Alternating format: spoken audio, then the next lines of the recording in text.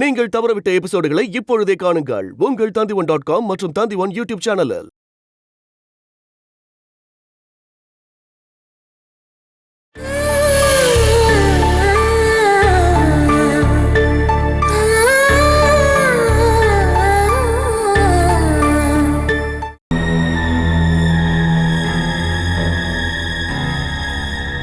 Sir, இந்த குழந்தைய பாத்துக்கிறது கொஞ்சம் கஷ்டமான விஷயம்தான். இதுக்கு ஏதாவது ஒரு மருந்தை கொடுத்து தூங்க வைக்கணும். இந்த குழந்தைய மட்டும் இல்ல, அவளையும் நம்ம தூங்க வைக்கணும். அதுவும் டெம்பரவரியா இல்ல, பர்மனண்டா. கடவுளே! கார்மெண்ட்ஸ் ஃபேக்டரி பில்டிங்கும் அதை சுத்தி இருக்கிற இடமும் உங்க பேர்ல தானே இருக்கு. அப்புறம் எதுக்கு இவங்களை இங்க கூட்டிட்டு வந்தீங்க? இப்போ டெம்பரவரியா தான் நான் அங்க இருக்கேன். ரிஜிஸ்டர் பண்ணாத டாக்குமெண்ட்ஸு, அதனால எந்த பிரயோஜனம் இல்லை. நாளைக்கு சமேலி ஒரு கேஸ் போட்டான்னா அதெல்லாம் அவளுக்கு திரும்ப கிடைக்க வாய்ப்பு இருக்கு. மிரட்டி எழுதி வாங்கிட்டாங்கன்னு அவளே கோர்ட்ல சொன்னா போதும். அப்போ ரிஜிஸ்டர் வந்து கையெழுத்து போட்டாலும் மேடம் இதை சொல்லி கோர்ட்டுக்கு போக மாட்டாங்களா? அதுக்கு அவ உயிரோட இருந்தா தானே.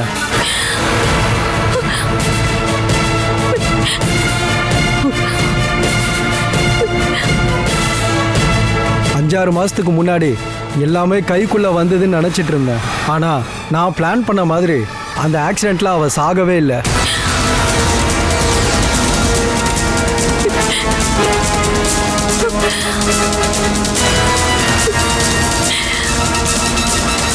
ஐயோ, லாரி வருது.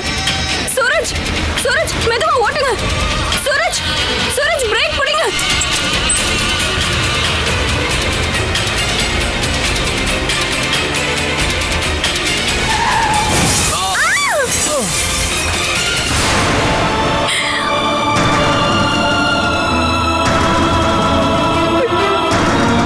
அதில் அவள் பையன் செத்து போயிட்டான்.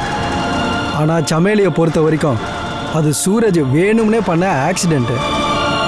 அவகிட்ட சந்தேகம் வர மாதிரி திருகி விட்டது எல்லாம் நான் தான். அதோட அந்த உறவு முடிஞ்சது. இப்போ சூரஜ் தான் அவளோட மிகப்பெரிய எதிரி. ஆனால் உண்மையான எதிரி நான் தான். மூளையை யூஸ் பண்றதுல உங்க அப்பாவை ஏன் மிஞ்சிருவீங்க? இது எல்லாத்தையும் பண்ணிட்டு இந்த சொத்தையெல்லாம் இங்கேயே விட்டுட்டு போனா எப்படி?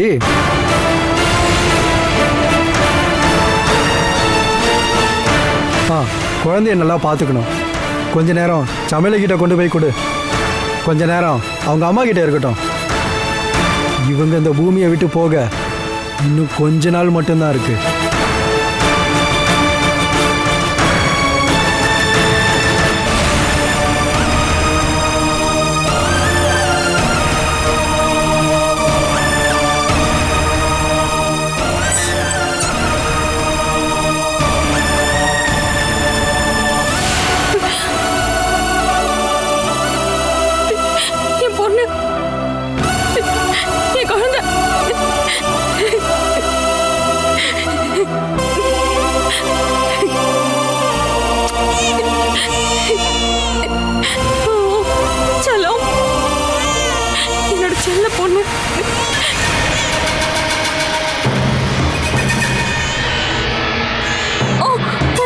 மேடம்,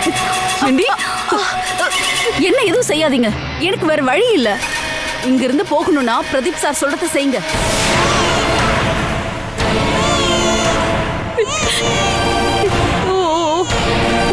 என்ன சொல்லும்? என் பையனை கொன்னுட்டீங்கல்ல? நீங்க என் பையனை கொன்னுட்டீங்கல்ல? நான் விட மாட்டேன். என் பையனை நீங்க கொன்னுட்டு அந்த உண்மையை நீங்க மறைச்சு வச்சிட்டீங்கல்ல? நான் விட மாட்டேன். நான் விட மாட்டேன். எனக்கு என் பையன் உயிரோட வேணும்.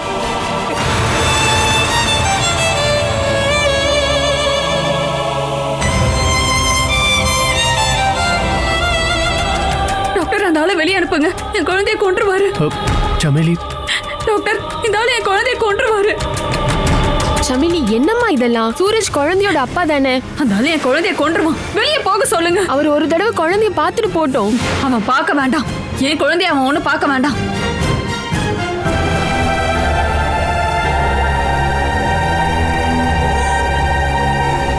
வெளியில போங்க. எனக்கு பிடிக்காத யாரும் இங்க வரவே கூடாது. வெளியில போங்க. சமிலி கொஞ்சம் அமைதியா இரு ப்ளீஸ். இவரை வெளியே போக சொல்லு பிரீத்தி. போக மாட்டியா? வெளியில சமிலி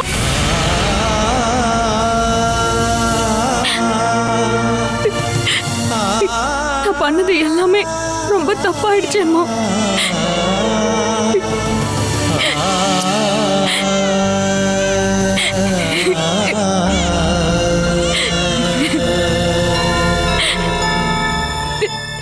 பாப்பா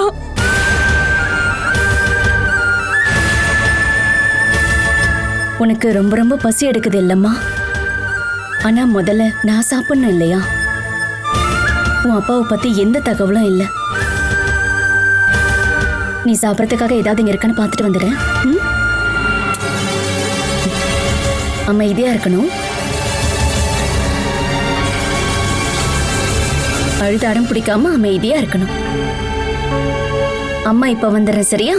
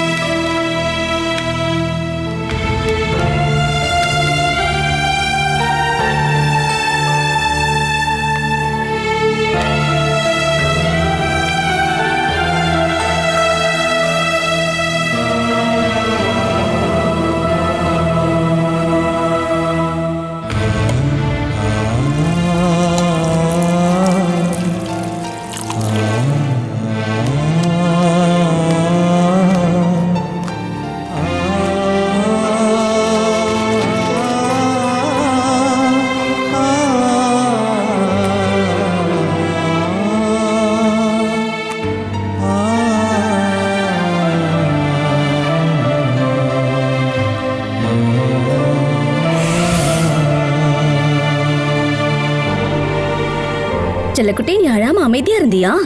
ரொம்ப நல்ல பொண்ணா இருக்கியே.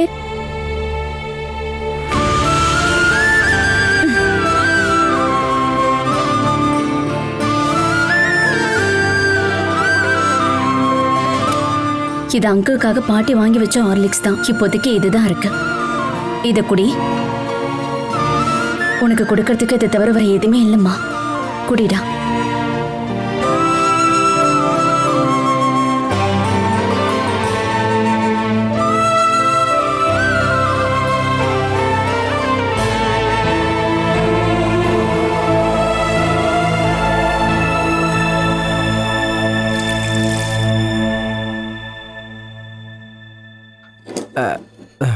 மற்றவங்களாம் சாப்பிட்டு போயிட்டாங்களா என்ன? நமக்கு அதெல்லாம் தேவையில்லை. சிக்கனும் சப்பாத்தியும் பண்ணிருக்கேன். யார் இந்த வீட்டுல சாப்பிட்டாலும் சாப்பிடலைனாலும் எனக்கு அதை பத்தி கவலை இல்லை. இங்க பாரு, எல்லாருக்கும் சமைச்சு கொடுத்தீங்கன்னா உன்னை நான் கொன்றுவேன். நீ உட்காரு. இருக்கிறத வச்சு நம்ம நிம்மதியா சாப்பிட்டுக்கிட்டே இருக்கணும். எல்லாம் எனக்கு தெரியுங்க. இப்ப நம்ம 2 பேருக்கு மட்டும் தான் செஞ்சிருக்கேனே. அது போதும். அனிலா, ஏய். ஐயோ சதீஷ் மாமா, நீ எதுக்கு பயப்படுற? எல்லாத்தையும் அவரே சாப்பிடுவாரு. அப்போ ஒரு வேலை பண்ணு. இருக்கிறதெல்லாம் நம்மளே சாப்பிடுவோம். யாருக்கும் கொடுக்க வேணாம். அனிலா, ஆஹா, நீங்க சாப்பிட ஆரம்பிச்சிட்டீங்க போலயே. அனிலா, சாப்பிட எடுத்து வைமா. என்ன சப்பாத்தியும் சிக்கனா? நல்ல காம்பினேஷன் தான். அது இந்தாங்க. இது என்னடி இது கஞ்சி? கொஞ்சம் தண்ணி எடு. நம்மள மாதிரி ஆளுங்க கஞ்சி குடிச்சாலே போதும். இது பாரு, டேய் உனக்கு கஞ்சி ரொம்ப பிடிக்கும்ல, இந்தா இதை நீ எடுத்துக்கோ. எனக்கு கொலஸ்ட்ரால் இருக்குமோன்னு சந்தேகமா இருக்கு. இந்த சப்பாத்தி நான் சாப்பிட்டுக்கிறேன். கஞ்சா இப்ப எனக்கு வேணாம். ஆமாடி, அதுல இருந்து ஒரு சிக்கன் பீஸ் எடுத்து போடுமா? கறி எப்படி இருக்குன்னு நானும் கொஞ்சம் பாக்குறேன். சாரி சதீஷ் மாமா, எங்க 2 பேருக்கு மட்டும்தான் நான் செஞ்சேனே.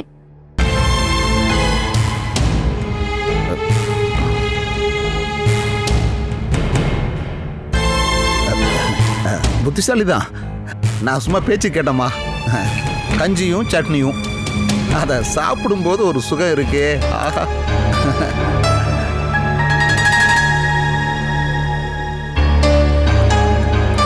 ம்.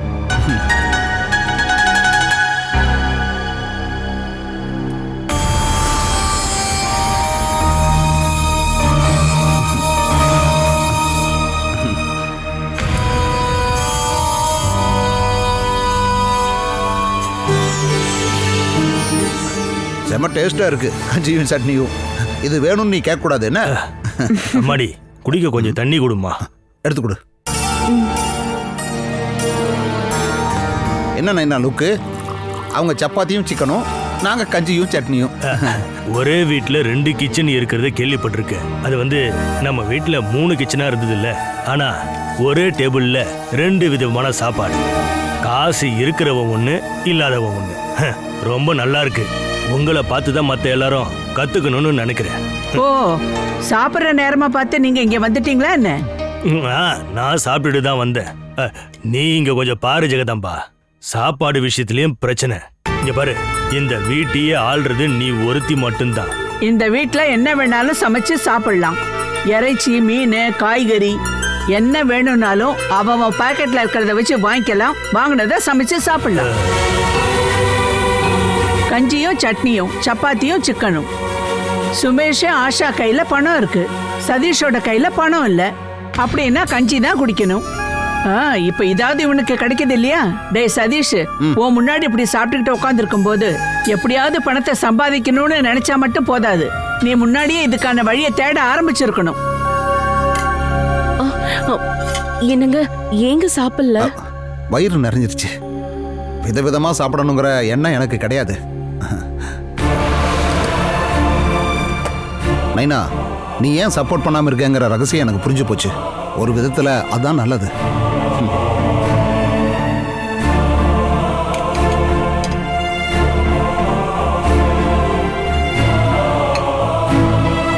இப்படி பண்ணாதான் சதீஷ் தப்ப உணருவான். அவன் எங்கேயாவது போய் சம்பாதிச்சு வாழட்டுமே. எதுவுமே இல்லைன்னா கஞ்சி குடிக்கட்டும். இத பாருமா, எனக்கு எடுத்து வைமா. நீங்க இன்னும் சாப்பிடலையா அத்தை? ஓ, நான் கொஞ்சம் தூங்கிட்டேம்மா. நீங்க சாப்பிட்டதா நினைச்சு எங்க 2 பேருக்கு மட்டும் தான் நான் சமைச்சேனே.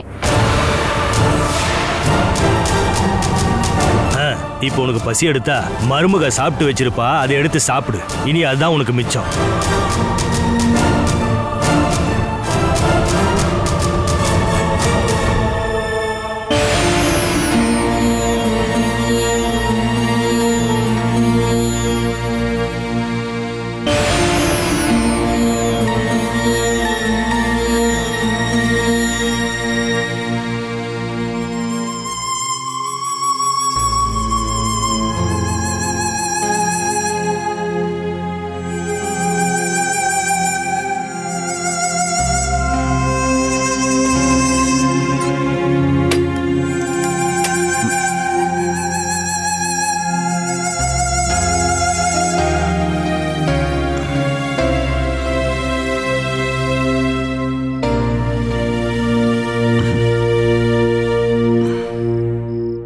சாப்பாடுக்கு முன்னாடி வச்சு அவமானப்படுறதுதான் ஒரு மனுஷனுக்கு ஏற்படுற மிகப்பெரிய காயம். ஏங்க உங்களுக்கு என்ன தோணுது? நீ பண்ண தேங்காய் சட்னி சூப்பரா இருந்துச்சு. அது மட்டும் போதுண்டி, ஒரு குண்டா கஞ்சி குடிக்கலாம். ஒரு ஆம்பளையா வாழும்போது உங்களுக்குன்னு ஒரு அந்தஸ்து இருக்கணும்ல. அப்படி என்னடி அந்தஸ்துக்கு குறைச்சல்? சுமேஷ்க்கு ஆஷா மாதிரி ஒரு பணக்கார பொண்டாட்டி கிடைச்சதால அதுக்கான வரவேற்பெல்லாம் உங்களுக்கு இந்த வீட்ல இருக்கு. யாருன்னு தெரியாதவங்களுக்கு கிடைக்கிற மரியாதை கூட நமக்கு இல்ல. உனக்கு அந்த மாதிரி தோணும் போதெல்லாம் எங்க அப்பாவை கொஞ்சம் நீ யோசனை பண்ணி பாரு. எத்தனை வருஷமா இந்த மாதிரி அவர் அவமானப்பட்டு வாழ்ந்துகிட்டு இருக்காரு. அந்த மனுஷன் ஏதாவது சொல்லியிருக்காரா என்ன? எனக்கு என்ன தோணுதுன்னா இது எல்லாத்தையுமே அப்பா வேண்டான்னு நினைக்கிறாரு. எந்த கதையும் இல்லாதப்போ என்ன மோசமான நிலைமை வந்தாலும் அனுசரிச்சு போலான்னு நினைப்பாங்க. ஆனா நம்ம இப்பவே அந்த மாதிரி இருக்கணுமா என்ன? ஏங்க நீங்க ஒரு வேலையை பாருங்க. நானும் ஒரு வேலைக்கு போறேன். நமக்கான வீட்டு செலவை நாமளே பண்ணிக்கலாம். இப்படி நம்ம கோவத்தை காட்டுறதுக்காக நம்ம எதுக்காக அடி கஷ்டப்படணும்? அம்மா மூலமா இந்த வீட்டை நம்ம எப்படியாவது பங்கு பிரிச்சாகணும். நம்மளை எப்பாடுபட்டாவது இங்கிருந்து அனுப்பி ஆகணும்னு அவங்களுக்கு தோணணும். அது வரைக்கும் நான் எந்த வேலைக்கும் போகாம இப்படித்தான் இருப்பேன். நம்மளால எத்தனை நாளைக்கு தான் பட்னியா இருக்க முடியும்? பட்டினிக்கு அப்புறமா வர்ற பசிதாண்டி ரொம்ப சுகமா இருக்கும். நீ இந்த விஷயத்தை தெரிஞ்சுக்கணுங்கிறதுக்காக தான் நான் சொல்றேன். நான் சில விஷயத்தை யோசனை பண்ணி வச்சிருக்கேன். ஆனா தனியா என்னால அதை நடத்தி காட்ட முடியாது. அதுக்கு நம்ம வேணு இந்த வீட்டுக்கு வரணும். அவன் வந்ததுக்கு அப்புறம் இங்க இருக்கிறவங்க என்ன ஆகுறாங்கன்னு பாரு. அந்த நாசமா போனவன் மறுபடியும் இந்த வீட்டுக்கு வரணும்னு நீங்க நினைக்காதீங்க. இந்த சுமேஷ் இருக்கானே, அவன் நாம நினைக்கிற மாதிரி சாதாரண ஆள் இல்ல. எப்படியாவது இங்கிருந்து நம்மளை துரத்தி விட்டுட்டு இந்த வீட்டை ஆட்டையை போடலான்னு தான் அவன் நினைச்சிட்டு இருக்கான். அதுக்கு முன்னாடி அவங்க 2 பேரையும் இந்த வீட்டை விட்டு துரத்தணும். அதுக்கு வேணு இங்க வரணும். அவன் நம்மள இங்க இருந்து துரத்தனா நமக்கு எதிராக திரும்புறதுக்கு முன்னாடி அவனை போலீஸ்காரங்க தூக்கணும். எனக்கு மற்ற விஷயத்துக்கு மூளை வேலை செய்தோ இல்லையோ, ஆனா இந்த மாதிரி விஷயத்துக்கு நல்ல வேலை செய்யும். அதை வச்சுக்கிட்டு நான் இங்க ஒரு விளையாட்டை விளையாடுறேன் பாரு.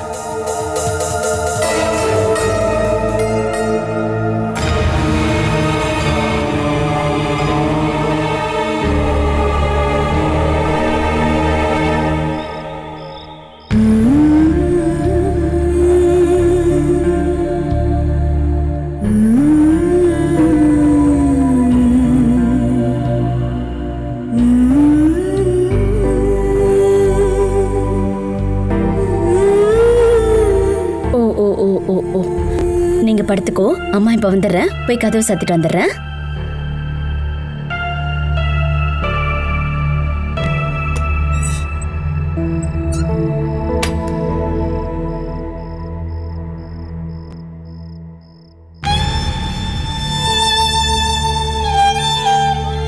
உன் அப்பாவும் நம்மளை விட்டுட்டு போயிட்டாராம்மா. இந்த வீட்டுல நாம 2 பேர் மட்டும்தான் இருக்கோம். உனக்கு ரொம்ப பயமா இருக்காடா? நீ பயப்படாத. உன் அம்மா தூங்காம நான் உன்னை பாத்துக்கிறேன்.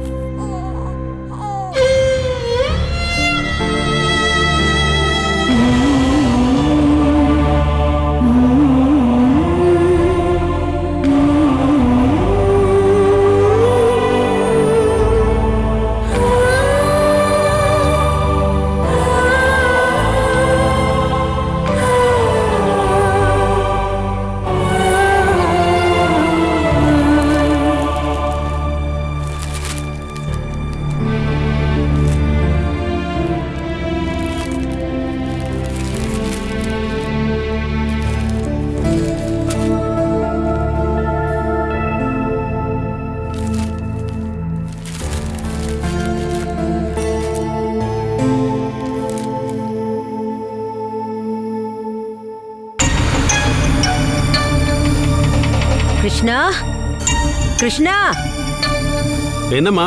நீ சீக்கிரம் வாயேன்.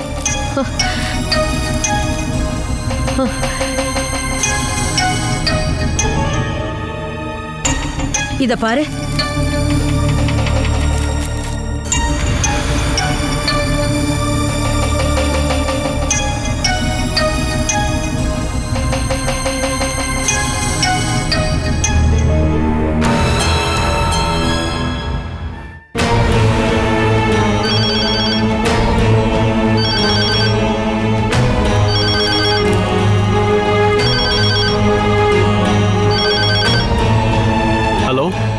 இந்த ஊர் எடிஷன்ல சமேலியோட போட்டோ போட்டு ஒரு நியூஸ் வந்திருக்கு. இத பார்த்துட்டு ஸ்டேஷனுக்கு கால் பண்ணி யாராவது கேட்பாங்களாப்பா? கொஞ்ச நேரம் கழிச்சு கேட்டு பார்க்கலாம். ஏதாவது விவரம் தெரிஞ்சா அவங்க எனக்கு சொல்லுவாங்க. சூரஜ் நியூஸ் பார்த்தாரா? பார்த்தா உங்க வீட்டுக்கு வரணும்னு சொல்லிக்கிட்டு இருந்தான். அப்படின்னா இப்பவே கிளம்பி வர சொல்லுங்க. நாங்க ஒன்னா சிஏ ஆபீஸ் போய் என்னன்னு கேட்டுட்டு வரோம். சரிங்க மாப்ள. சரி. யாருப்பா? பிரீத்தியோட அம்மா. பேப்பரை பார்த்துட்டு கால் பண்ணாங்க. அப்போ எல்லாருக்கும் தெரியும்லப்பா? எல்லா எடிஷனுக்கும் கொடுத்துருக்காங்க போல. என்னாச்சு ஆர்கே? இதோ பாரு.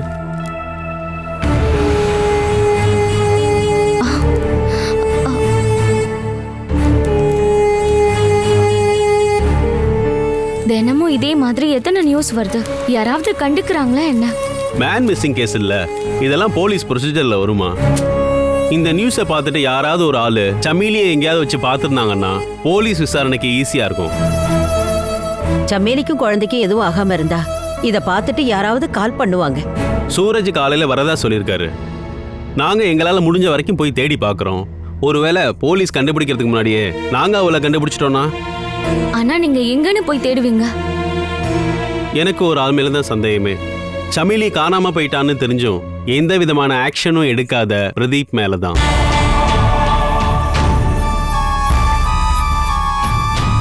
எங்களுடைய என்கொயரி அவனை நோக்கி தான் போகும்.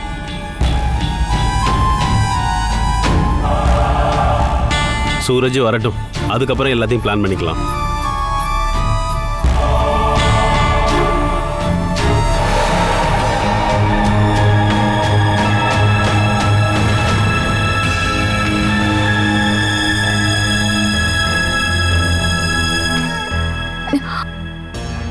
என்னம்மா இப்படி ஆயிடுச்சு?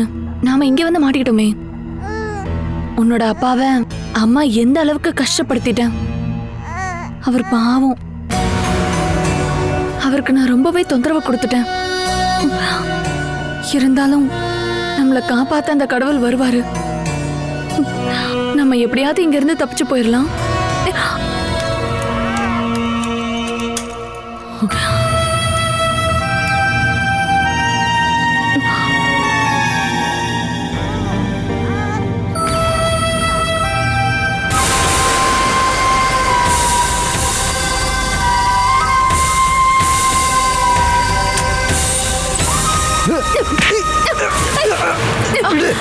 என்ன தைரியம் உனக்கு?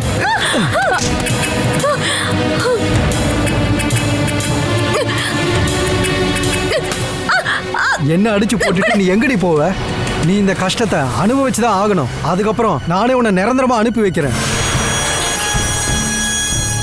சுனிதா, உன் சமையலி மேடத்துக்கு தைரியம் கொஞ்சம் அதிகம்தான். கொஞ்சம் குறைக்கணும். ஒரு இன்ஜெக்ஷன் போடணும், எடுத்துட்டு வா. நான் திறந்து விடுறதுக்கு முன்னாடி நீ சிறகடிச்சு பறக்க வேண்டாம்.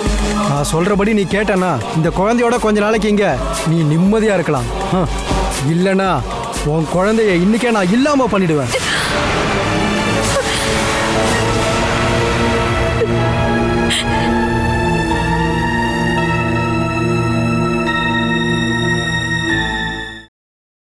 Catch us on TV, Tandivan.com, Facebook and YouTube.